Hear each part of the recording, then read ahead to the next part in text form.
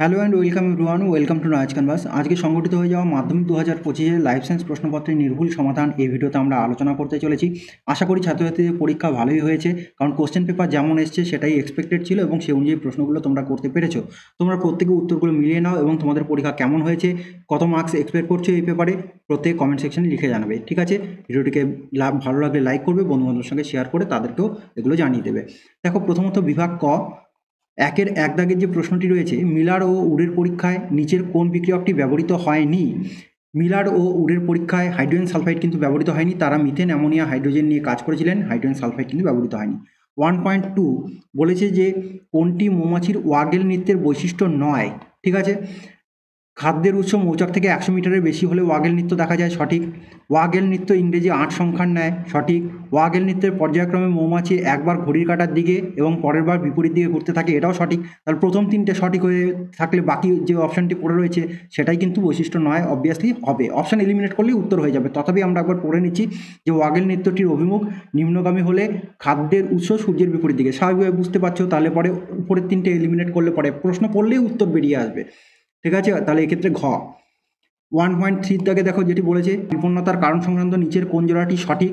বহিরাগত প্রজাতির অনুপ্রবেশ মোরলা মাছ, অবভিয়াসলি, কারণ তেলাপিয়ার মতন বহিরাগত প্রজাতির মাছের অনুপ্রবেশের ফলে মৌরলার মতন দেশীয় প্রজাতির মাছগুলোর কী হচ্ছে, সংখ্যা দিনে দিনে হ্রাস পাচ্ছে। ঠিক আছে, তাহলে পরে এখানে ক। আর বাকিগুলো তোমরা পড়ে দেখতে পারো, কিন্তু সেগুলো কিন্তু হচ্ছে না। দূষণ, অ্যাক্সিডেন্ট, গন্ডা, চোরাশিকা শকুন, বিশ্ব উষ্ণায়ন, জলবায়ু পরিবর্তনের সঙ্গে আরশোলা, এগুলোর সাথে যাচ্ছে না কোনোটার সাথে কোনোটা। 1.4 দেখো, জীব বিবর্ধনের সঙ্গে সংশ্লিষ্ট উপাদান। আমরা জানি যে ডিডিটি, বিএসসির মতন ক্লোরিনযুক্ত কীটনাশকগুলোই হচ্ছে বায়োম্যাগনিফিকেশনের জন্য দায়ী। পচা পাতা ক্লোরিনযুক্ত কীটনাশক, অপশন খ হবে হচ্ছে correct answer. 1.5 Nitrosomonas, Rhizobium, Nitrobacter, Pseudomonas এই অণুজীবগুলির মধ্যে কোনটি নাইট্রোজেন চক্রের চতুর্থ ধাপের সঙ্গে সংশ্লিষ্ট? ভালো করে প্রশ্ন বুঝে উত্তর করতে হবে। চতুর্থ ধাপ মানে হচ্ছে ডিনাইট্রিফিকেশন, তাই তো, ডিনাইট্রিফিকেশন। এবার দেখো, এখানে এই চারটের মধ্যে ডিনাইট্রিফাইং ব্যাকটেরিয়াকে সিউডোমোনাস, তাহলে দেখো সিউডোমোনাস কোথায় আছে, খ। সিউডোমোনাস হবে হচ্ছে কারেক্ট অ্যান্সার। 1.6 ইতর পরাগযোগ সম্পর্কিত নিচের কতগুলি বক্তব্য সঠিক? প্রথমে বলেছে যে ইতর পরাগযোগে বাহকের প্রয়োজন হয়, সঠিক।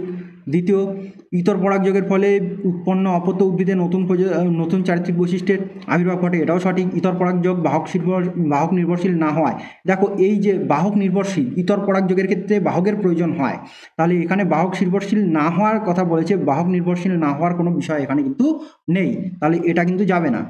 ইতর পরাগযোগ বাহক নির্ভরশীল হয়, পরাগরেণুর অপচয় বেশি হয়, এটাও কিন্তু সঠিক। তাহলে দেখো প্রথম, দ্বিতীয় আর চতুর্থ এই তিনটে বক্তব্য কিন্তু সঠিক, তাহলে এখানে এই তিনটে সঠিক হবে, ক। নেক্সট দেখো 1.7 কোনো দম্পতির পরপর 3টি সন্তান যদি পুত্র হয় তবে চতুর্থ সন্তানটি কন্যা হওয়ার সম্ভাবনা কত শতাংশ? প্রতি ক্ষেত্রে সন্তান পুত্র অথবা কন্যা হওয়ার সম্ভাবনা কত থাকে? 50%। গ হবে হচ্ছে correct answer. Next 1.8 capital Y small Y capital R এবং capital Y capital R small r জিনোটাইপযুক্ত উদ্ভিদ থেকে প্রাপ্ত গ্যামেটের প্রকারভেদের অনুপাত নির্ণয় করতে বলেছে। দেখো, capital Y small Y capital আর এখান থেকে আমরা দু ধরনের গ্যামেট পেতে পারি, একটি হচ্ছে ক্যাপিটাল ওয়াই ক্যাপিটাল আর এবং অপরটি হচ্ছে স্মল ওয়াই ক্যাপিটাল আর। দ্বিতীয় ক্ষেত্রে যেটি আছে জিনোটাইপটি capital Y capital R small r, এখান থেকেও আমরা দু ধরনের গ্যামেট পেতে পারি, ক্যাপিটাল ওয়াই ক্যাপিটাল আর এবং ক্যাপিটাল ওয়াই স্মল আর। ঠিক আছে, তাহলে দেখো প্রথমটির থেকে দু ধরনের, দ্বিতীয়টির থেকে দু ধরনের, তার মানে 2:2।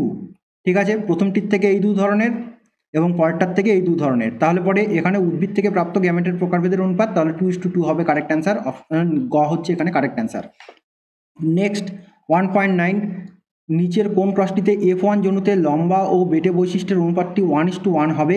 দেখো, আমরা জানি টেস্ট ক্রসের ক্ষেত্রে 1:1 রেশিও পাওয়া যাবে, তাহলে এক্ষেত্রে টেস্ট ক্রস মানে কি হচ্ছে যে F1-এর যে আমরা সংকর অপত্য পাবো তার সঙ্গে আমরা যদি প্রচ্ছন্ন জনিত্রী জন্য সংকরায়ন ঘটাই তাহলে পরে সেটাকে আমরা বলে থাকি হচ্ছে টেস্ট ক্রস, তাই তো। তাহলে টেস্ট ক্রসের ক্ষেত্রেই এটা ঘটে।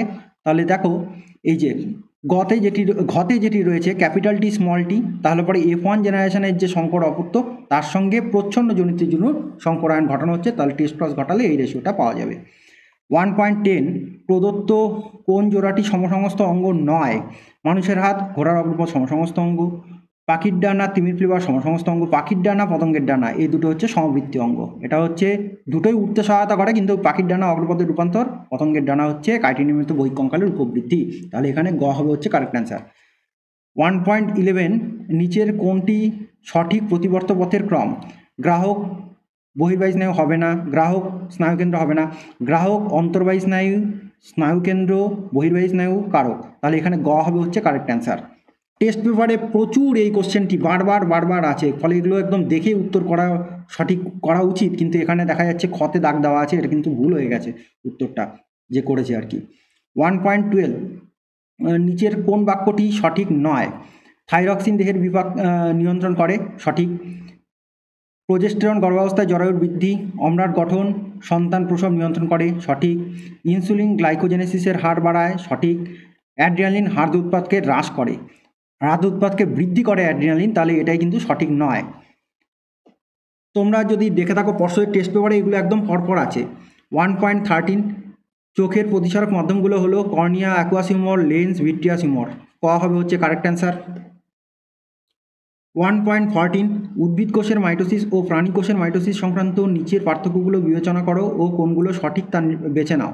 উদ্ভিদ কোষের মাইটোসিস, প্রাণী কোষের মাইটোসিসের মধ্যে প্রথমে বলেছে সেন্ট্রিওল থেকে বেমতন্তু। দেখো উদ্ভিদ কোষের ক্ষেত্রে অ্যানেস্টল মাইটোসিস ঘটে, ফলে এটা আর যাচ্ছে না, যেহেতু করসপন্ডিং এই প্রাণী কোষেরটা আর পড়ার আমার দরকার নেই।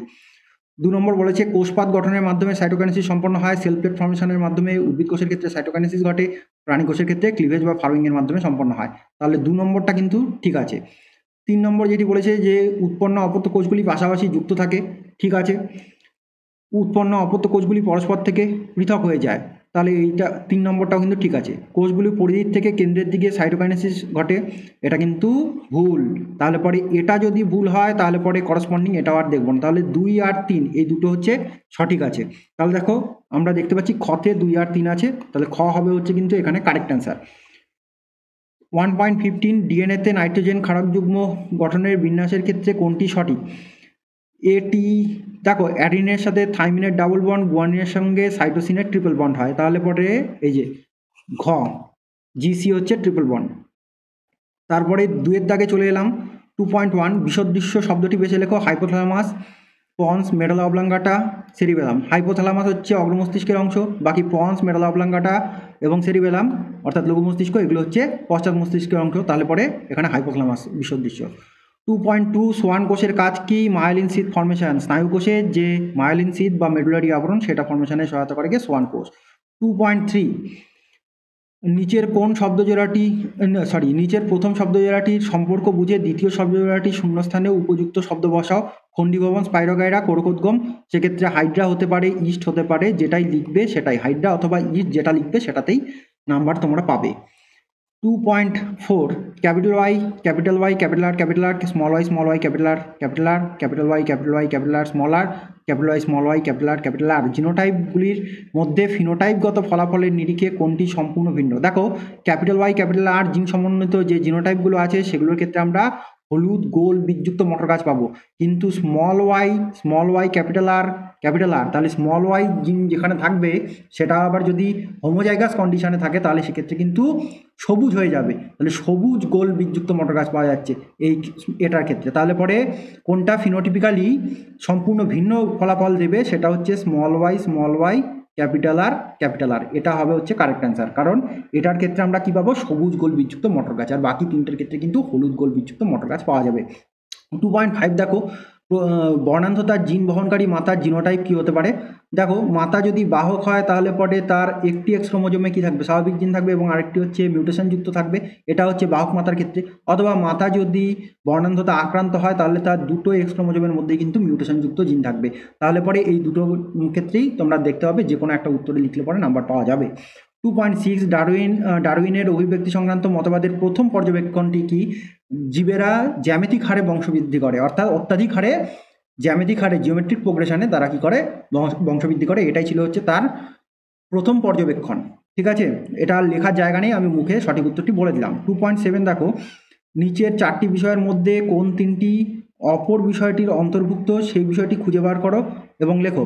দ্বীপভূমির নিমজ্জন, লবণাম্ব উদ্ভিদ ধ্বংস, সুন্দরবনের পরিবেশগত সমস্যা, খাদ্যের সংখ্যার ভারসাম্য ব্যাঘাত। তাহলে এটা হচ্ছে সুন্দরবনের পরিবেশগত সমস্যা, এটা হবে হচ্ছে সঠিক উত্তর। জেএফএম এর মূল ভূমিকা, দেখো আমরা জানি 1971 সালে পশ্চিম মেদিনীপুর জেলার আড়াবাড়ি অরণ্যে জয়েন্ট ফরেস্ট ম্যানেজমেন্ট এটা শুরু হয়েছিল কিসের জন্য? শাল গাছের বনভূমি রক্ষা উত্তর হবে হচ্ছে শাল গাছের বনভূমি রক্ষা। শাল গাছের বনভূমি রক্ষা এবং জীববৈচিত্র্য রক্ষার জন্য কিন্তু জেএফএম চালু হয়েছিল। ঠিক আছে, এবার দেখো স্তম্ভ মেলানোর ক্ষেত্রে এ স্তম্ভ বি স্তম্ভ মেলাবো আমরা। 2.9 এডিএইচ অ্যান্টিডায়াবেটিক হরমোন, এটা হবে হচ্ছে এই যে নেফ্রনের দূরবর্তী সংবর্ধন নালিকায় জলে পুনঃশোষণ দ্বারা মূত্রের পরিমাণ হ্রাস করা। অ্যামাইটোসিস, এটা হচ্ছে প্রত্যক্ষ বিভাজন, এক্ষেত্রে ব্যোমতন্তু গঠিত হয় না। থ্যালাসেমিয়া, থ্যালাসেমিয়া হচ্ছে অটোজোম বাহিত প্রচ্ছন্ন মিউট্যান্ট জিনগত রোগ। তারপরে সমবৃত্তীয় অঙ্গ, যেটা অভিসারী বিবর্তনের ফলে সমবৃত্তীয় অঙ্গের সৃষ্টি হয়। মানব জনসংখ্যা বৃদ্ধি, মানব জনসংখ্যা বৃদ্ধি হচ্ছে জলাভূমির হ্রাসপ্রাপ্তি। পক্ষীপরাগী ফুল, পক্ষীপরাগী ফুল হচ্ছে পলাশ, তাহলে এখানে ধান যেটা সেটা অতিরিক্ত, কারণ ধান হচ্ছে বায়ুপরাগী, ওটা কোনোভাবেই যাচ্ছে না। বাকি সবগুলো প্রত্যেকটার সাথে প্রত্যেকটা চলে গিয়েছে, তোমরা অ্যারোগুলো ফলো করে উত্তরগুলো দেখে নিলে। দেখো 2.15 দূরের বস্তু দেখার ক্ষেত্রে অক্ষিগোলকের লেন্সটির বক্রতা হ্রাস পেলে ফোকাস দৈর্ঘ্য বেড়ে যায়, এটা কিন্তু ট্রু, সত্য মিথ্যার মধ্যে ট্রু। দ্বিতীয়, প্রাণীকোষের মাইটোসিসের অ্যানাফেজ দশায় অপত্য ক্রোমোজোমের মেরুবর্তী চলন ঘটে, অ্যানাফেজিক মুভমেন্ট তো অ্যানাফেজ দশাতেই দেখা যায়, ট্রু। একটি লোকাসের ক্ষেত্রে হোমোজাইগাস প্রকট এবং অপর লোকাসের ক্ষেত্রে হেটারোজাইগাস প্রকট, হেটারোজাইগাস প্রকট এরূপ একটি জিনোটাইপের উদাহরণ capital B capital B capital R capital B small r. দেখো এটা কিন্তু ফলস হয়ে গেল, তাই না? কারণ বলেছে যে একটির ক্ষেত্রে হোমোজাইগাস প্রকট এবং অপরটির ক্ষেত্রে হেটারোজাইগাস প্রকট, হচ্ছে না কিন্তু, তাহলে এটা কিন্তু ফলস। নেক্সট দেখো, ইকুয়াসের অগ্রপদে 4টি, ইকুয়াস মানে হচ্ছে আধুনিক ঘোড়া, তাহলে ইকুয়াসের অগ্রপদে আবার বলেছে 4টি, পশ্চাৎপদে 3টি, তাহলে ফলস হয়ে গেল, কারণ এদের ক্ষেত্রে কী হয়, খুর বিশিষ্ট আঙুল থাকে, একটি খুর বিশিষ্ট আঙুল, তাহলে পরে এখানে অগ্রপদে পশ্চাৎপদে 3টি আঙুলের কথা যে হচ্ছে অগ্রপদে 4টি পশ্চাৎপদে 3টি বলেছে, এটা কিন্তু হচ্ছে না। 2.19 রেড পান্ডা সংরক্ষণের একটি এই প্রচেষ্টা হলো ক্যাপসিড ব্রিডিং, এটা ট্রু। নেক্সট বলেছে যে বিপাক্রিয়ায় সাহায্যকারী থাইরক্সিন ব্যতীত অপর হরমোনটি হলো ইনসুলিন, ট্রু, তাহলে উত্তর হয়ে গেল এগুলো। নেক্সট দেখো 2.21, সেটার ক্ষেত্রে মানবদেহে মোট ড্যাশ জোড়া করোটি স্নায়ু ও সুষুম্না স্নায়ু বর্তমান, এটার ক্ষেত্রে 43 জোড়া, কারণ হচ্ছে প্রান্তীয় স্নায়ুতন্ত্র। এ দেখো এখানে মানবদেহে মোট ড্যাশ জোড়া করোটি স্নায়ু ও সুষুম্না স্নায়ু, তার মানে করোটি স্নায়ু এবং সুষুম্না স্নায়ু মিলে মোট কতগুলো, 43 জোড়া, অর্থাৎ প্রান্তীয় স্নায়ুতন্ত্র গঠিত হয় কতগুলো স্নায়ুর সমন্বয়ে, সেটাই কিন্তু মূলত প্রশ্নের উদ্দেশ্য। কিংবা যদি কোনো ক্ষেত্রে, এটা আমি জানি না বোর্ডের ইনস্ট্রাকশন পরবর্তীতে কি আসবে না আসবে, সেই অনুযায়ী তো খাতা দেখা হবে, যদি এরকম 12 জোড়া, এই যে যেহেতু মানবদেহে মোট, এই মোটটাকে দেখে কিন্তু বাবা 43 জোড়াই করা উচিত, ঠিক আছে? করোটি স্নায়ু যেটা আছে সেটাকে আগে লিখতে হবে 12 জোড়া, তারপরে হচ্ছে 31 জোড়া, এটা লিখলে পরেও নাম্বার পাওয়া যাবে হয়তো, ঠিক আছে? কিন্তু এই মোট কত জোড়া, মোট 43 জোড়া মিলিয়ে 43 জোড়া, যার মধ্যে 12 জোড়া হচ্ছে করোটি স্নায়ু এবং 31 জোড়া হচ্ছে সুষুম্না স্নায়ু, সেটাই কিন্তু মূলত প্রশ্নের টার্গেটটা ছিল বলে মনে হচ্ছে। পরবর্তী প্রশ্ন খাতা দেখার সময় কি ইনস্ট্রাকশন আসবে সে অনুযায়ী বোঝা যাবে। ড্যাশ বিশেষ মৃত্যুযুক্ত হওয়ায় ক্রোমোজোমের প্রান্তদ্বয় ক্ষয়ের হাত থেকে রক্ষা পায়, এটা হচ্ছে টেলোমিয়ার। ক্রোমোজোমের যে টেলোমিয়ার সেটা বিশেষ মেরুত্বযুক্ত হওয়ায় ক্রোমোজোমের প্রান্তদ্বয় ক্ষয়ের হাত থেকে রক্ষা করে। হয়ে গেল 2.23, সেক্ষেত্রে যেটি বলেছে যে কালো বর্ণ ও অমসৃণ লোমযুক্ত গিনিপিগের জিনোটাইপ, প্রকট বৈশিষ্ট্য দুটোই ক্যাপিটাল বি ক্যাপিটাল আর, এটা হলে পরে হবে, অথবা তুমি যদি এটাও লেখো capital B capital R small r, এটার ক্ষেত্রেও কিন্তু কালো বর্ণ এবং অমসৃণ লোম বিশিষ্ট গিনিপিগ পাওয়া যাবে, দুটোর মধ্যে যে কোনো একটা লিখলেই হয়ে যাবে। ব্যক্তিজনী জাতিজনীকে পুনরাবৃত্তি করে, এটা আর্নেস্ট হেকেলের যে বায়োজেনেটিক সূত্র, ঠিক আছে, সেটাই এখানে লিখে দিয়েছে, ব্যক্তিজনী জাতিজনীকে বা জীবজনীকে পুনরাবৃত্তি করে।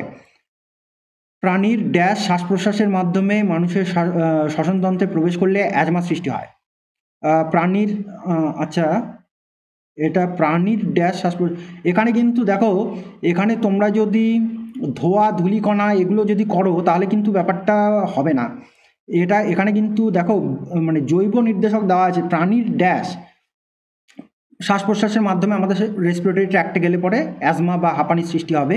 যদি এখানে তুমি লিখতে পারো যে প্রাণীর যে পশম বা প্রাণীর লোম, ঠিক আছে, সেটা যদি আমাদের রেসপিরেটরি ট্র্যাক্টে যায় ইনহেলেশনের মাধ্যমে, তাহলে কিন্তু অ্যাজমা হতে পারে। বোঝা গেল?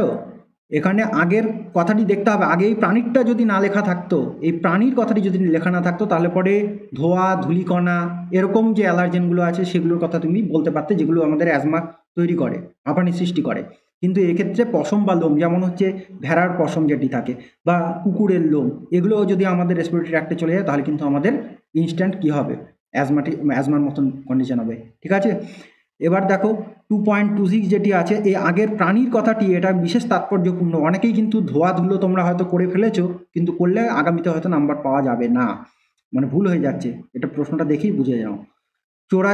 চোরাশিকারের অর্থনৈতিক উদ্দেশ্য হলো, যেমন হচ্ছে চামড়া বা এক শৃঙ্গ গন্ডারের যে শৃঙ্গ, ঠিক আছে, এগুলোর জন্য কিন্তু চোরাশিকারটা করা হয়। তাহলে আমরা বিভাগ ক, বিভাগ খ এগুলো দেখলাম, তারপরে আমাদের বিভাগ গ শুরু হয়ে যাচ্ছে। তাহলে বিভাগ গয়ের থেকে এগুলো একটু ইলাবোরেটিভ ব্যাপার আছে, ফলে এগুলো তো তোমরা প্রত্যেকেই জানো, কোশ্চেন পেপার যেমন এসছে প্রত্যেকেই করার মতন, এবং তোমরা এগুলো করেছো, এবং সমস্তটাই কিন্তু সেক্ষেত্রে পড়াশোনা করা ছাত্রছাত্রীরা ইজিলি এগুলো করতে পারবে। ঠিক আছে, আর যারা পড়াশোনা করেনি তাদের তো চিরকালই প্রশ্ন সহজ হলেও কঠিন মনে হয়, আর কঠিন হলে তো কঠিন মনে হয়, তারা তো এক স্রোতের ব্যক্তি। ফলে আমি আর সেই জায়গাগুলোতে আলোচনায় গেলাম না। আশা করি তোমাদেরকে আমি যে উত্তরগুলো নিয়ে তোমাদের সংশয় ছিল সেগুলো মোটের উপর বললাম, আর বাকিগুলো তো সমস্তটাই তোমরা লিখে এসছো। তোমাদের কেমন হয়েছে পরীক্ষা সেটা তোমরা কিন্তু অবভিয়াসলি কমেন্ট সেকশনে লিখে জানিয়ে যাও, এবং কোনো জায়গায় যদি কোনো সংশয় থাকে তাহলে সেটাও অবশ্যই লিখবে, আমি তোমাদেরকে সেভাবে উত্তরগুলো জানিয়ে দেবো কমেন্টের মাধ্যমে। ঠিক আছে, তো থ্যাঙ্কস ফর ওয়াচিং। তো আগামীকাল তোমাদের ভৌতবিজ্ঞান পরীক্ষা, তার জন্য শুভেচ্ছা রইল, ভালো করে পরীক্ষা দিয়ে এসো।